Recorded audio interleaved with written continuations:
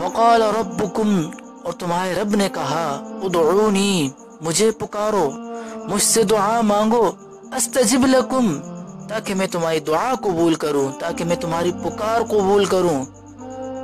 फरियाद हो तो आजिज़ी के साथ, गिड़गिड़ा कर हो तो सुनी भी जाए। इसी फरियाद पर मैं एक बुढ़िया का किस्सा सुनाता हूँ आपको। एक रियासत थी, वहाँ बादशाह के महल के सामने एक बुढ़िया का झोंपड़ा हुआ करता था, जो बादशाह को सख्त नापसंद था।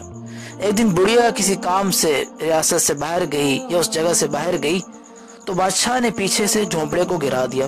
जब वो बुढ़िया वापस आई तो देखती है कि झोंपड़ा जो है गिरा पड़ा है। उसने कहा, मेरा ये झोंपड़ा किसने गिराया? तो कहा कि ये बादशाह ने गिराया है, क्योंकि बादशाह को ये सख्त नापसंद था कि उसके महल के सामने ये झोंपड़ा हो। तो बुढ़िया ने कहा हाय, और अपने हाथ उठाए और कहा, मेरे मौला, मैं मौजूद न थी, तू तो मौजूद था। मैं मौजूद न थी, तू तो मौजूद था।